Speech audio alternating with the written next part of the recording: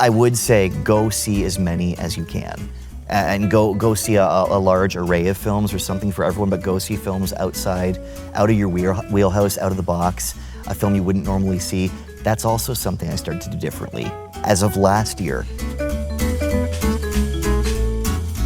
I'm still at the Capitol Theatre, and right now I have a WIFF, Windsor International Film Festival Superfan, AM800's Dan MacDonald. Hey, good to be here. It's nice to have you back. Yeah, right in the Capitol Theatre. I love this place. So cool. I do too. Yeah. But if we're talking WIFF, you have to be here. This will be my home for those days during the festival. I basically live here. I eat here. This is my home, away from home. Yep.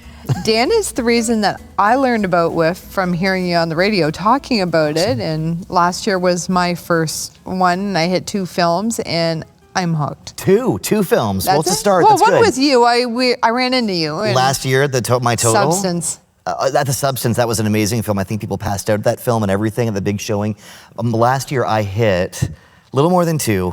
I hit 79 films last year. Did the most out of anybody. I did, confirmed. I just confirmed that. So it was, and you know, it is a weird thing. I don't go in thinking I'm gonna get the most movies. I really do love going to see films, but you do over time, going to the festival for so many years, you do start to think like, how many am I going to get to see this year? It almost does become a weird competition. With yourself. With myself and with the other diehards that you see at every single screening. You ask them, what are you at? Like 16, 20, 30, 40, 50, and you see that number growing like, oh, I got to keep up with them. So it is a fun little thing amongst the diehards. So yeah, 79. I'm looking to crack 80 this year. Well, you wanted to do 80. You were supposed to do more last year. And I got to Yakin, which is my favorite part of the festival, and I was late for a movie, so I didn't quite make 80 last year, but yeah. That's a bummer. Yeah, totally. Now, how long have you been going to WIFF? Believe it or not, if this is the 21st year, I have been going since year number 1. Now, I whiffed a lot differently back in the first couple of years. I would go see 1 or 2 films, 2 or 3 maybe. And I wouldn't buy a pass. I'm not even sure if there was a pass back then, but I would go see select screenings. And they were in very different venues. There was one at the Art Gallery of Windsor, and it was kind of card table chairs. And I even introduced a couple of films. They asked me to introduce it. Cool. I was on the radio back then. So I didn't properly do the festival until about 2015. When I went out with a friend, because I always went at night to see movies, because typically you go see films at night. And I had the day off, I had the morning off, and I went to see a morning show with a friend in 2015 or 15. And it was wonderful. It was awesome being at the movies at 9 a.m. And then I had to go to work that afternoon. I said, well, what are you doing now to my friend? And she said, oh, I'm here all day and all week. And I said, oh, I'm so envious of you. And she says, I bought a pass and I booked the whole thing off work. And I said, next year I am doing that. So from 2015 on, I bought the pass and I booked that off work. It's the first chunk of time I book off at the beginning of the year. It's my WIFFcation. I call it my WIFFcation, which is silly and stupid, but that's what it is. Oh. And I book it off, and that's the one thing that I have to go to. So I do nothing but watch films during that stretch. And then he takes the extra day to rest after. That's my WIFF-covery day. And I just started doing that a couple years back. Smart. Last film ended at midnight Sunday night, and I'm like, I have to work tomorrow. So now I take one day just to kind of recalibrate, to go through everything, process, decompress, all that stuff, and then go back to work on Tuesday. So, yeah. So people can buy passes. They don't just have to buy tickets for one film. I mean, it kind of depends what you want to do. I would say, if anyone said, Dan, I've never been, what do you recommend? I would literally say, book the entire duration off of work and buy a pass and go see as many films as you possibly can. I know that's not realistic for everybody, but I would say go see as many as you can. And go see a large array of films. There's something for everyone, but go see films out of your wheelhouse, out of the box, a film you wouldn't normally see. That's also something I started to do differently as of last year. Yeah, because your favorite was the one that you didn't really want to go see. Totally, and that was something. It was at they already did one for this year, where everyone comes and watches trailers, select trailers for the festival. And at the end of it, Vincent said, I challenge everyone here to go see one film, just one, that is a film you would never normally even check out, you wouldn't even be interested in. And I said, challenge accepted. I'm going to see all these films, at least one. So I did. I went and saw the animated film Flow, and I have so much respect for animated films, but they're not usually something I'm drawn to. It's not in my wheelhouse. I don't really care much. I don't go. Yeah. And I thought, I'm gonna go see this movie Flow. It was in the morning. It was at the Armories. It was gonna be a quiet day. I went, and I was absolutely captivated by it. I was a puddle. It was very emotional. I'm not sure if you saw Flow. Did you see Flow? I haven't seen it yet. Wonderful. It ended up winning the Oscar, and it was close to being one of my favorite films of the year. So that actually changed even the rest of the way I whiffed for that stretch of the festival. I started saying, well, what have I been missing? I mean, I like to think I'm pretty open-minded with films, but I thought, I've been sticking too much in my wheelhouse. I like always the darker films, and I have a certain type of film that I gravitate to. So I thought, what is that? My type of film, I'm a big fan of, I love David Lynch. He's always been one of my favorite directors. I love darker films. I love horror. I always go see the LGBT films. Like, I love that. But I like darker, creepy, disturbing. I like super emotional. I like it when I leave the film thinking and crying. So I don't always go for romantic comedies. That's not my first. I never go for animated. I like documentaries too. Yeah. I don't often go for period piece films. So I started doing that too. But I realized, get out of your wheelhouse. It's a festival, like, enjoy. Why not? You have a pass. I can go see anything I want here, so I'm gonna explore. So this year, I'm so much more open-minded because I think about how much I enjoyed Flow, and that would have been a film I never even gave a second thought to. Even when it won the Oscar, like, oh, great, cool, animated film won, neat, I'll never watch it. Like, it kind of changed the way I watch movies, to be honest. Yeah. I go see everything now. So that was a weird breakthrough for me, and I like to think I already saw a lot of films anyway. I'm pretty open when it comes to movies. Yeah. But just get out of your wheelhouse a bit. So I challenge anybody watching right now, do that. Go see a film you would not. It's a really great challenge that Vincent put out there, and it's a great way to whiff. I was telling people in the last podcast to go on to YouTube and watch their previews. Just put on a playlist, because I have a bunch written down, and there's a few of them that I never would have thought I'd like. And I'm looking at the previews going, okay, this looks really interesting. Yeah. And I'm pleasantly surprised, so. I'm always weirdly torn.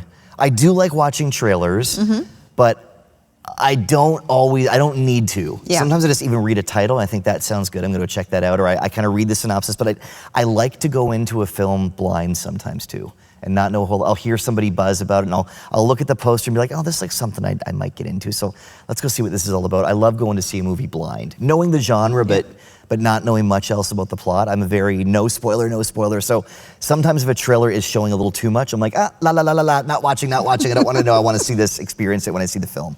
So, but that is one way. True. I do love watching trailers too. That was me with The Substance last year. I only went because it was Demi Moore, and she looked really hot in the picture, and then I had no idea what it was You about. didn't know anything about that? I had no idea. I was like, holy cow. Were you one of the people who passed out that night? No, I was sitting by you. And no, but I was sitting there like shocked, wide-eyed, going, oh my God, there's Demi in all her glory, and wow. Well, one of my favorite things, and that movie had a ton of it, is when you hear the audience reaction. Yeah. And if it's a comedy and the audience bursts out laughing, I laugh louder. If you hear the like, ooh, you hear them recoiling, like I'm into it. Like I love it when it's a visceral reaction and it ripples through the audience. And that night it was one of the loudest audiences. It was great. I love that. Yeah, there was a lot of moaning and groaning and oh my God. Yeah. And The other one that compared to that, it was a very quiet film. I think it was closing night film, Conclave. Did you watch Conclave? I did after, not there. There's a scene in it, I'm not gonna give it away because it is quite a scene, but something happens, and the film, you could hear a pin drop at the Chrysler Theater that night, the whole film, and then something happens, and if you've never heard, whatever the capacity of Chrysler Theater is, 1,500 people, close to 2,000, gasp collectively.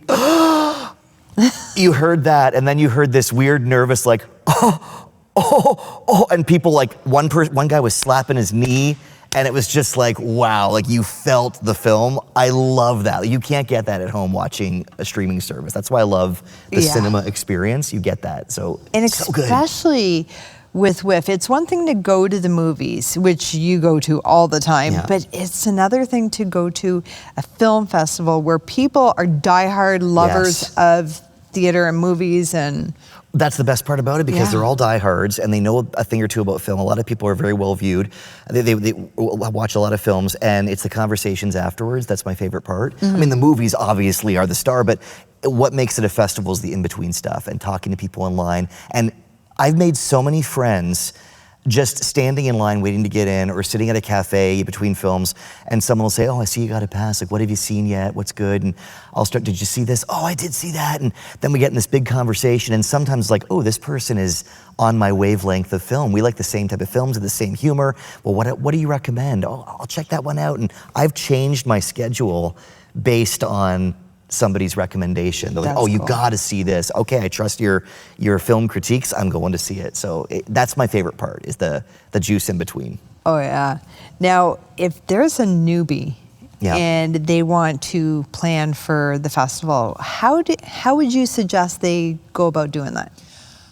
Brand newbie, like newbie, never been to WIFF before? Because I'm finding that there's a lot of people that haven't heard of this wonderful film festival. Well, first I would say tune into my show at 11:30 on Fridays, and you'll know all about it. But no, but if someone wants to do WIFF for the first time, I would say, I would say buy a pass, but if maybe they don't want to dive in that hard, I would literally say go on the website, what kind of movie do you like?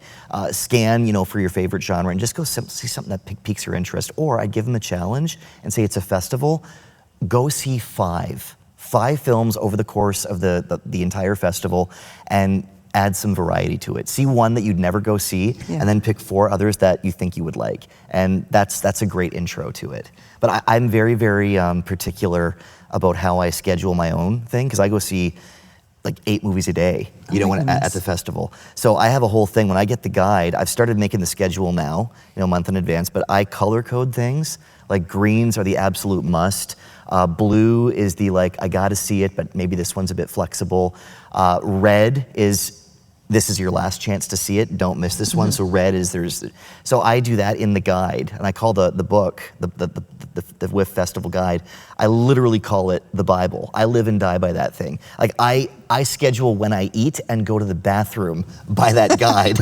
And I'm not kidding you. So I have that guide, and I know, okay, between this and this, I have 25 minutes to grab lunch, so I'll do that. And I schedule my whole day out. During the festival, I use the guide more than my phone. I'd rather lose my phone than the guide during the festival. That's how important it is to me. Now, where can we get is the guide out already? The guide comes out just a bit before WIFF starts, about a week or so before. And buy a pass, you'll get the guide. Go to the office, you'll pick up a guide when you buy your tickets. But yeah, live and die by the guide. But it's all on the website too. Is there a favorite that you're really looking forward to this year? Yes, well that's still kind of in flux right now, because all the movies are moving around in my head right now. I'm really looking forward to a film called Departures. I can't wait to see that one. I'm looking forward to the Mile End Kicks, because I just went to Montreal, and I hear Montreal is kind of almost the star of this film. I'm looking forward to that one.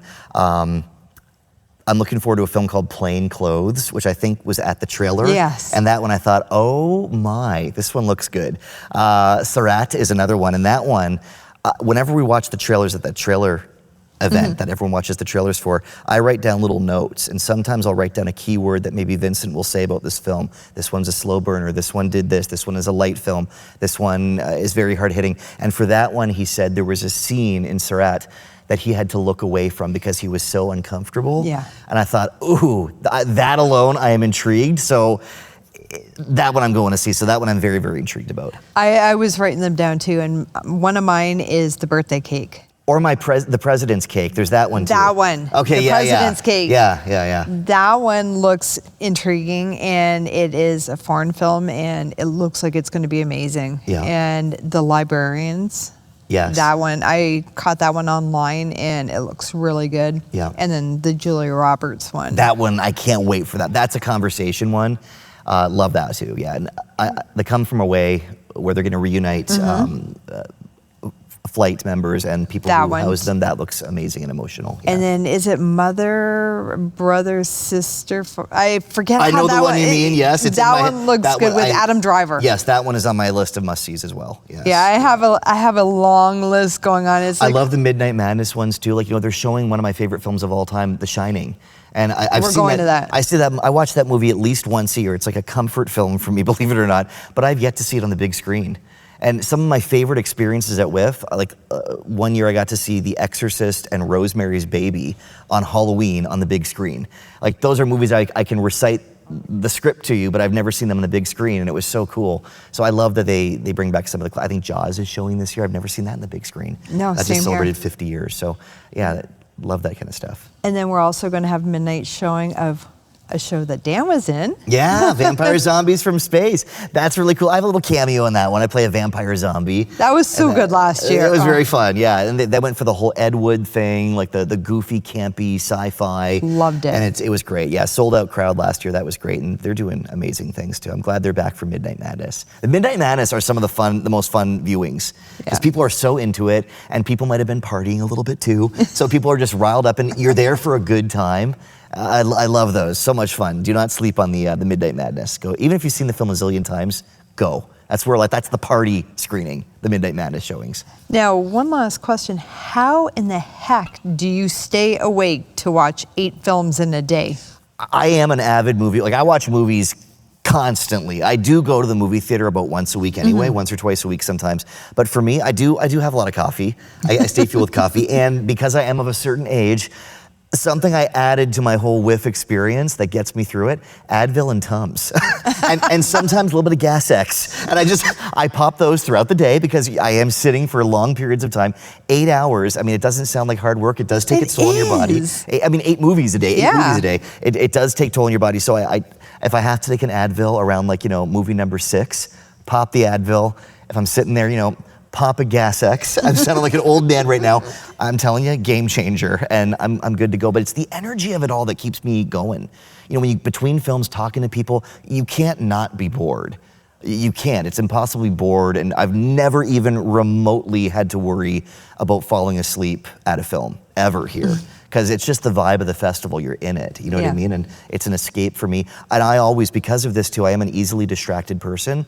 I always sit very, very close to the front. I always sit front row or second row because I'm a people watcher. So I'll start looking at people, and so I'm like, no, I want to be in this movie. So I'm front row where it's just me and the screen and me and the movie, and I'm in the movie, and that helps too, being immersed in it like that. So I would also, some people like the back, but I like being in the movie, you know what I mean? I like being there, and I agree. It's a great vibe. I didn't mind though being in the middle for Vampire Zombies because just catching the people's reactions to all the campiness, and you could see the string, and they loved it, and a lot of you guys were in the film, so people are like, he was there. For those, I will say, for the Midnight Madness, if there's any kind of audience participation too, I saw The movie The Room once, which is often called the worst film ever made. It was awesome. And it was amazing. I did sit at the back for that one just so I wouldn't get pelted with spoons. But that one, I had as much fun watching the movie as I did the people.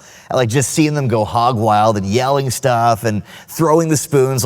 So yeah, there is a time and place, I guess. But no, I never remotely get sleepy. That is the last thing on my mind. And this year too, I'm going to do something a bit different for me. I'm going to add something. I'm staying a couple nights in a hotel downtown to make it a true vacation experience. So I'm not even going to go home. I just want to be encased in the WIFF world this year. Now, do you do it by yourself? I do, yeah. I go alone, and I love going to see movies alone because you're not really alone. You're with people, and you have all the conversations outside.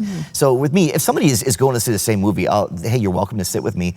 I'm sitting near the front. If you don't want to sit in the front, that's cool, but that's where I'm sitting. So, so I'm fine with it. But to me, we're sitting watching a film. We'll talk about it afterwards outside. So I do always go alone. I like it. It's my little solo adventure, and you bump into all kinds of cool people along the way.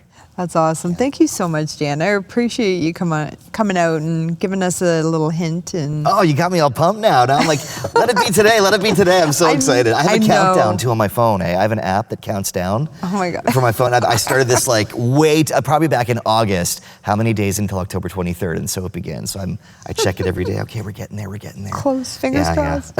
No, thank you for having me. This is a lot of fun. Great. And again, make sure to check out the Windsor International Film Festival, their website, and book your tickets. You can come to the box offices and get them, and catch Dan's show on Fridays at 11:30 when Vincent Georgie is given his picks of movies to watch. Weekend watch list, good stuff. It's awesome. Thank you. Thank you, Tracy. And thank you again for joining me for another episode of YQG and Bloom. You all have a wonderful day, and make sure you come and see WIFF.